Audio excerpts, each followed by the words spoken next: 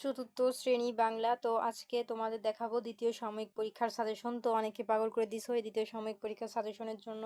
তো আসলে আমি অনেক ব্যস্ততার কারণে দিতে পারিনি। তো এখন শুরু করেছি চতুর্থ শ্রেণীর বাংলা। ঠিক আছে, তো তোমাদের কি কি আসবে সবই বলে দিব, আর ভিডিওর লাস্টে বলে দিব কি কি তোমাদের রচনা পরীক্ষাতে এবং অনুচ্ছেদ কি কি আসবে। ঠিক আছে, সেটা হচ্ছে আমি ভিডিওর লাস্টে বলে দিব। আর এখন তোমাদের দেখায় কবিতা কি কি আসবে। আর তোমাদের পরীক্ষাতে হচ্ছে এই এই যে পাঠ 9 থেকে পাঠ 16 পর্যন্ত তোমাদের দ্বিতীয় সাময়িকে আসবে। ঠিক আছে, আর প্রথম সাময়িকে এসেছিল পাঠ 1 থেকে পাঠ 8। ঠিক আছে, যেহেতু পাঠ 1 থেকে 8 পর্যন্ত প্রথম সাময়িকে এসেছে, আর দ্বিতীয় সাময়িকে 9 থেকে 16। আর আর তৃতীয় সাময়িক মানে ফাইনালে আসবে হচ্ছে তোমাদের এই যে 17 থেকে হচ্ছে 23 পর্যন্ত। ঠিক আছে, তো চলো আমি দেখাই তোমাদের কি কি আসবে। দেখো এখানে পাঠ 9 তোমাদের প্রথম একটা কবিতা আছে, সেটা হচ্ছে বৃষ্টির ছড়া। ঠিক আছে, এই কবিতা কিন্তু একদম 100% পরীক্ষাতে আসার মতো একটি কবিতা। এইটা তোমরা অবশ্যই কমপ্লিট করে তারপরে যাবো। আর এখান থেকে তোমাদের শব্দের অর্থ দেখাবো কোন কোনগুলো ইম্পর্টেন্ট। আর শব্দের অর্থ তোমাদের পরীক্ষায় আসে, এটা তোমরা সবাই জানো। ঠিক আছে, তো তোমাদের এই যে আমি যে কটা দাগ দিয়ে দিব, ঠিক আছে, এই কটা হচ্ছে তোমাদের এখান থেকে ইম্পর্টেন্ট। এগুলো তোমরা এখান থেকে পড়ে যাবা। আর এখানে বর্ণ সাজিয়ে শব্দ তৈরি করি, তো এখান থেকে তোমরা এই দুইটা করে নিও। অবশ্যই এগুলো পরীক্ষাতে খুব একটা আসে না, তবে এই যে বাক্য গঠন তোমাদের পরীক্ষায় আসে 100%। তো এখান থেকে তোমাদের এই তিনটা ইম্পর্টেন্ট। ঠিক আছে, আর বাক্য গঠন শুধু তোমরা যে এই তিনটাই করবা এমন তা না, কারণ পরীক্ষাতে বাক্য যেরকম আকারে আসুক সেটা কিন্তু তোমরা লিখতেই পারবা, কারণ বাক্য এমন একটা জিনিস ওটা বানায় লেখা যায়। যেমন ধরো এখানে আছে কাশবন। হ্যাঁ, এখন কাশবন্দে তোমরা একটা বাক্য কি লিখবা, যে কোনো একটা কথা এখানে লিখে দিবা, সেই কথার মধ্যে এই কাশবনটা উল্লেখ থাকলে একটা বাক্য হয়ে গেল। যেমন তোমরা লিখতে পারো যে আমি কাশবন দেখতে অনেক ভালোবাসি, দেখো এই কথাটার মধ্যে কাশবন উল্লেখ আছে, তাহলে একটা বাক্য হয়ে গেল। বা তোমরা লিখতে পারো যে আজকে আমরা কাশবন দেখতে যাব, তো যে কথাই বলবা সে কথার মধ্যে এই কাশবনটা উল্লেখ থাকলেই, লেখা থাকলেই কিন্তু তোমরা একটা বাক্য গঠন করতে পারবে। তো যে কোনো কথা তোমরা উত্তরে এখানে লিখে দিবা, সেই কথা উত্তরের মধ্যে শুধু এই কথাটা লিখে দিবা। ঠিক আছে, কাশবনটা। আশা করি বুঝেছো যে কেমনে বাক্য লিখে। তো বাক্য গঠন বানাই তোমরা দিতে পারবা, শুধু যেখান থেকে বাক্য গঠন তারা দেখ না কেন তোমরা এরকম আকারে বানা লিখে দিবা। ঠিক আছে, তো দেখো এখান থেকে প্রশ্ন যেগুলো ইম্পর্টেন্ট তা হচ্ছে ক নাম্বার, খ নাম্বার এবং ঘ নাম্বার। ঠিক আছে,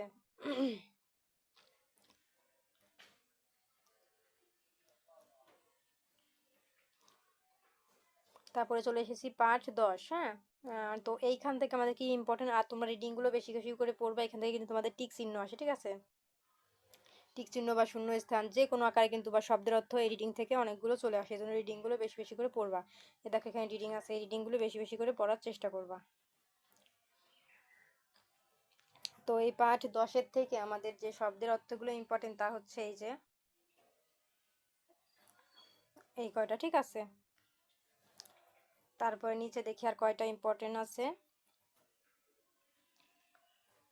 এই যে এই কয়টা। ঠিক আছে, আর উত্তর কিন্তু এখানে দেওয়া আছে। এখন এইখান থেকে তোমাদের যে আহ শূন্য স্থান যেগুলো আমাদের ইম্পর্টেন্ট তা হচ্ছে দেখো উত্তর কিন্তু প্রত্যেকটা আর এখানে দেওয়া আছে। হ্যাঁ, আর এখান থেকে যেগুলো আমাদের ইম্পর্টেন্ট এই যে চ নাম্বার। হ্যাঁ, এই যে কটা দাগ দিয়ে দিয়েছে এই কটা তোমাদের ইম্পর্টেন্ট করে ফেলবো। আর এখান থেকে যে প্রশ্নগুলো আমাদের ইম্পর্টেন্ট তা হচ্ছে এই যে, ঠিক আছে, এই ক, খ আর নাম্বার ইম্পর্টেন্ট, আর হচ্ছে এখান থেকে গ নাম্বারটা পড়ে ফেলবা। ঠিক আছে, এই কটা এখান থেকে ইম্পর্টেন্ট। তারপর আমরা স্ক্রল করে নিচে চলে যাব। এই যে মিলকরণ, তোমাদের কিন্তু পরীক্ষাতে মিলকরণ আসে। ঠিক আছে, তো এটা পুরো একটা সেট, এটা আমি এক দুইটা যে ইম্পর্টেন্ট দেখাবো সেরকম কোনো সুযোগ নাই, এটা হচ্ছে দাগ টেনে মিলকরণ, কারণ প্রত্যেকটা এখানে একটা সেট। তো একটা সেটের কি আমি একটা দুইটা দেখাতে পারি? আসলে কিন্তু পুরো সেট ধরেই আসবে, তাই এটা করে যাবা। যেগুলো পরীক্ষাতে আসবে শুধু সেগুলো দেখে আসবে। আর তোমাদের পরীক্ষায় কিন্তু যুক্ত বর্ণ আসে, সেগুলো কিন্তু বেশি বেশি করে করবা। যুক্ত বর্ণ হচ্ছে যেভাবে মানে যেভাবে অক্ষর দেওয়া থাকবে ওটাকে ভেঙে লিখতে হবে। ঠিক আছে, বইয়ের থেকেও দেখাবো। আর এই চলে এসেছি পাঠ 11। এই রিডিং গুলো এখান থেকে বেশি বেশি করে পড়বা। এই দেখো অনেকগুলো রিডিং আছে। এই দেখো এখানে তোমাদের এই যে এইগুলো আছে, এগুলো কিন্তু যুক্ত বর্ণ আকারে কিন্তু তোমাদের চলে আসে। ঠিক আছে, তোমরা এই রিডিং গুলো ভালো করে পড়লেই যুক্ত বর্ণগুলো ভেঙে লিখতে পারবা। এই যে দেখো এই যে একটা যুক্ত বর্ণ, এই যে এগুলো কিন্তু ভেঙে ভেঙে তোমরা লিখতে পারবা। ঠিক আছে, এই যে রিডিং গুলো বেশি করে পড়বা, এখান থেকে অনেক প্রশ্ন তোমাদের কমন পড়ে। আর এখান থেকে তোমাদের যে শব্দের অর্থগুলো ইম্পর্টেন্ট তা হচ্ছে এই যে দেখো আমি দাগ দিয়ে দিয়েছি। এবং এখান থেকে যে প্রশ্ন ইম্পর্টেন্ট,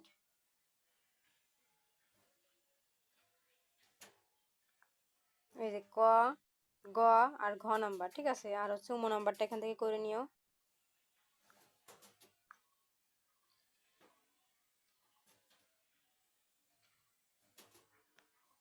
এখান থেকে এই প্রথম 3টা করবা, ঠিক আছে। আর এই যে দেখো,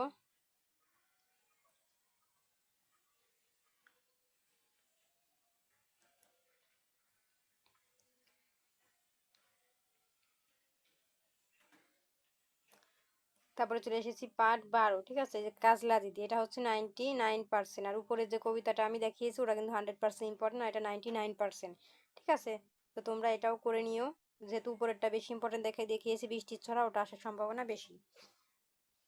আর এখান থেকে এই যে ভাইতে, তা সরি ভাইতে বলছি, হবে হচ্ছে এই যে নেবু, ভুইচাপা আছে, মারানো, এই 3টা এখান থেকে বেশি ইম্পর্টেন্ট। আর এই জোনা, এটা পড়ে নিও, ঠিক আছে।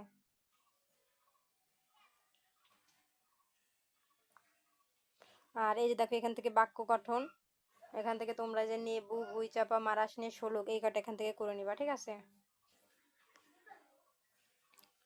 আর এখান থেকে প্রশ্ন ইম্পর্টেন্ট ক, খ, ঘ নাম্বার আর গ নাম্বার।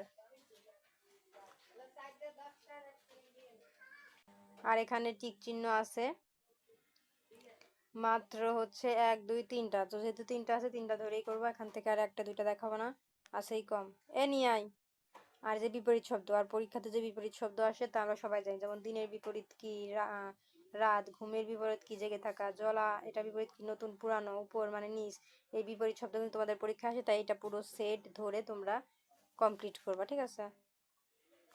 তারপর চলে এসেছি দানবীর, মহসিন, এই রিডিংগুলো ভালো করে পড়বা। আর এখান থেকে আমাদের শব্দের অর্থ যেগুলো ইম্পর্টেন্ট, এই যে এইখান থেকে এই 2টা ইম্পর্টেন্ট। তারপরে যে দেখো যুক্ত বর্ণ, এই যে আমি যেটা এতক্ষণ ধরে চাচ্ছিলাম, এই দেখো যুক্ত বর্ণ চলে এসেছে।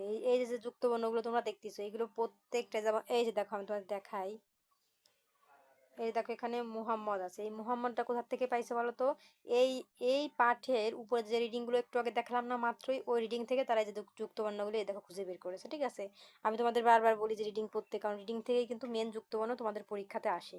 সেজন্যই যে প্রত্যেকটা পাঠে যে রিডিং এর ভিতরে যে এইরকম যে জোড়া জোড়া শব্দগুলো পাবো একটার সাথে একটা লাগানো, ঠিক আছে। যেমন ময় ময়, বা বর্গের জয় জয়, বা কয় তয়, ঠিক আছে। যেরকম এরকম যুক্তবর্ণ ধরনের অক্ষর পাবা, সেইগুলো বেশি বেশি করে পড়ে ওটাকে পড়বা, দেখবা যেটা ভেঙে যুক্তবর্ণ করা যায়। যেমন এই যে ময় ময়, তাহলে এটাকে ভেঙে কি বলা যায়? দেখো ম যোগ ম। আর এটা দিয়ে আমরা কি লিখতে পারি? এই যে আম্মা, সম্মান, ঠিক আছে, এরকম। মানে এই ময় ময়তে যে কোনো একটা কিছু লিখলেই যুক্তবর্ণ হয়ে গেল, ঠিক আছে। তো এরকম তোমরা রিডিং থেকে বেশি বেশি করে কমপ্লিট করবা। এই দেখো এখানে বলে দিয়েছে যে পাঠ থেকে যুক্তবর্ণ খুঁজি, ভেঙে লিখি এবং নতুন শব্দ তৈরি করি। তার মানে কি, প্রত্যেকটা পাঠে যে রিডিং গুলো থাকে ওর মধ্য থেকেই যুক্তবর্ণ কিন্তু তোমাদের পরীক্ষায় আসে, এটা সবাই জানে। তো তোমরা ওইখান থেকেই পড়বা, ঠিক আছে। আমি কিন্তু একটা দেখিয়ে দিয়েছিলাম যে কেমনে যুক্তবর্ণ আসে, একটু আগে পাঠ পাঠ থেকে কিভাবে আসে দেখাই দিচ্ছি। তো এখানে বিপরীত শব্দ যে কটা আছে প্রত্যেকটাই কমপ্লিট করবা এখান থেকে। সবগুলো ইম্পর্টেন্ট, তবে বেশি ইম্পর্টেন্ট হচ্ছে ব্যয়, ভয়, দয়ালু, কান্না, এ কটা বেশি ইম্পর্টেন্ট, ঠিক আছে। এগুলো হচ্ছে বিপরীত শব্দ। আর বিপরীত শব্দ যেখান থেকেই আসুক, যদি তারা রিডিং থেকেও দেয়, আমি মনে করি তোমরা পারবা, কারণ যা থাকবে তার উপর বিপরীতটাকে লিখে দিবা, এটা হচ্ছে বিপরীত শব্দ, ঠিক আছে। আর এখান থেকে যে প্রশ্নগুলো আমাদের ইম্পর্টেন্ট, তা হচ্ছে এটা, এটা ক নাম্বার, ঠিক আছে, এই কয়টাই। আর ঘ নাম্বারটাও চাইলে করতে পারো। আর আমরা স্কল করে নিচে চলে যাব। এই যে এখান থেকে আমাদের যে শূন্য স্থানগুলো ইম্পর্টেন্ট, এই যে প্রথম 3টা, ঠিক আছে। চলে এসেছি পাঠ 14, দইওয়ালা। এখন এইখান থেকে দেখো কত এই যে দেখো যুক্তবর্ণ কোথা থেকে আসে, এই দেখো এই যে যাচ্ছ, হ্যাঁ, এটা কিন্তু একটা যুক্তবর্ণ, তারা পরীক্ষাতে দিতেই পারে। এটাকে ভেঙে চ যোগ ছ লিখে দিবা, এবং এই চ যোগ ছ দিয়ে তোমরা যে কোনো একটা কথা লিখে দিবা, তাহলে সেটাকে যুক্তবর্ণ হয়ে গেল, ঠিক আছে। তো এই যে দেখো আর একটা আছে, তো এরকম অনেকগুলো যুক্তবর্ণ, মানে একটার সাথে একটা পেঁচায় লেখা থাকলে সেটা, এই দেখো দন্তে স উমৈক একটা, এরকম যে কোনো পেঁচায় লেখা থাকলে সেগুলো যুক্তবর্ণ হয়ে যায়। এই রিডিং থেকে কিন্তু তোমাদের যুক্তবর্ণগুলো প্রত্যেকবার পরীক্ষাতে দেওয়া হয়, ঠিক আছে। তোমরা রিডিং থেকে এরকম ভাবে পড়ে নিবা। এই যে দেখো আরেকটা যুক্তবর্ণ আমি দেখাই, এই দেখো হচ্ছিল। ঠিক আছে, তো তোমরা এরকমভাবে পড়ে নিবা।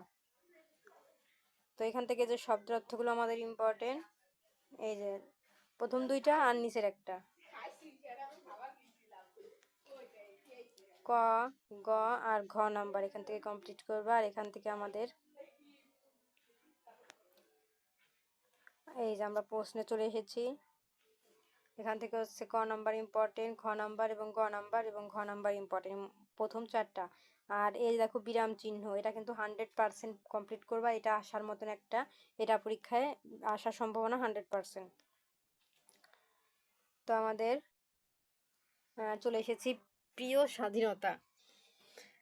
এটা একটা কবিতা, তবে এটাও 99%, তবে 100% বেশি আসার সম্ভাবনা হচ্ছে বৃষ্টির ছড়া আর কাজলা দিদি। আর এটা হচ্ছে 99%, তবে বেশি আসার সম্ভাবনা হচ্ছে বৃষ্টির ছড়া। ঠিক আছে,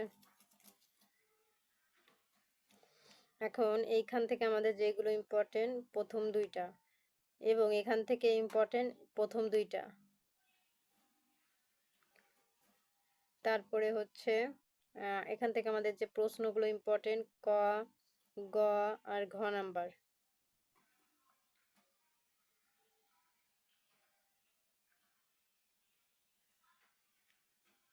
চলে এসেছি আমাদের লাস্ট পার্ট 16, সোনার থালা। এই রিডিংগুলো বেশি বেশি করে পড়বা, এখান থেকে তোমাদের অনেকগুলো যুক্তবর্ণ তোমরা পেয়ে যাবা। ঠিক আছে, এই যে এখানে দেখো যাচ্ছিলে লেখা আছে, যেরকম অনেক কিছু যুক্ত করে লেখা আছে। যেমন এই যে দেখো এখানে আমি একটা দেখাই, এই দেখো বিক্রি লেখা আছে, তারপরে হচ্ছে এই যে যাচ্ছিল। ঠিক আছে, এইরকম একটার সাথে একটা যুক্ত করে যেগুলো যেখানে লেখা পাবা ওইটা ভালো করে দেখবা, জোড়াকে ভেঙে যুক্তবর্ণ করার চেষ্টা করবা। ঠিক আছে,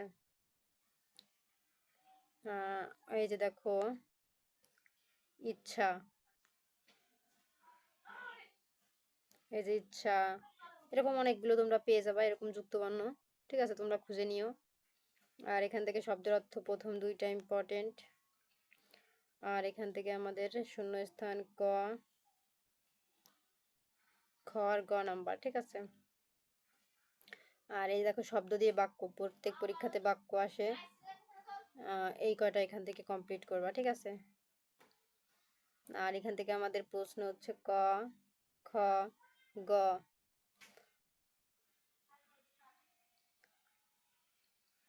আর এখান থেকে বিপরীত শব্দ হচ্ছে ধনী, পুরানো, পূর্ণ, সাধু, আলো। এই কয়টা এখান থেকে কমপ্লিট করবা, এই কয়টা ইম্পর্টেন্ট। তো দেখো পার্ট 17তে চলে এসেছি। তো আজকের মতো আমাদের এই পর্যন্তই। পার্ট 18, 17, 16 পর্যন্ত দেখিয়েছি এবং দেখাই তোমাদের পরীক্ষাতে কি কি রচনা ইম্পর্টেন্ট। ঠিক আছে, তোমরা কমপ্লিট করবা আমাদের বিদ্যালয়। ঠিক আছে, আমাদের বিদ্যালয়, তারপরে হচ্ছে কমপ্লিট করবা হচ্ছে এটা যেহেতু শরৎকাল মানে বৃষ্টির সিজন, তো তোমরা হচ্ছে শরৎকাল নিয়ে একটা রচনা লিখবা মানে বৃষ্টির দিনে। ঠিক আছে, আর শীতকাল, এই 3 নাম্বার লিখবা হচ্ছে শীতকাল। এগুলো রচনা সবই বানায় লেখা যায়, এগুলো মুখস্থ করা লাগে না। মানে শীতকালে তোমরা কি কি করো না করো, মানে এই টাইপের বানায় লিখে দিবা। ঠিক আছে, আর আমার প্রিয় শিক্ষক, এটা কমপ্লিট করবা। ঠিক আছে, তো আশা করি এই কয়টা কমপ্লিট করলেই তোমাদের পরীক্ষাতে কমন পেয়ে যাবে। আর অনেকের হচ্ছে স্কুল থেকে সিলেবাস দিয়ে দেয়, ওইখানে রচনা লেখা থাকে যে কোনো 4টা থাকে বা 5টা থাকে, ওর মধ্যে যে কোনো একটা লিখতে হবে। তো যদি যাদের স্কুলে এরকম সিলেবাস থাকে তারা আমাকে কমেন্টে তাদের রচনাগুলো লিখে দিবা, আমি ওইখান থেকে ইম্পর্টেন্ট যেটা যেটা আমি সেটা কমেন্টেই তোমাদের উত্তরে বলে দিব। ঠিক আছে, তো আজকে আমাদের এই পর্যন্তই। আর অন্যান্য সাবজেক্টের সাজেশন দেখার জন্য অবশ্যই সাবস্ক্রাইব মাই চ্যানেল। আর এই ভিডিওর কমেন্টে আমি আমার আরেকটা ইউটিউবের লিঙ্ক দিয়ে রাখবো, ওটা সবাই সাবস্ক্রাইব করে দিও, কারণ দুইটাতে আমি ভিডিও আপলোড করলে তোমরা যে কোনো একটা ভিডিও আগে পেয়ে যাবা। ঠিক আছে।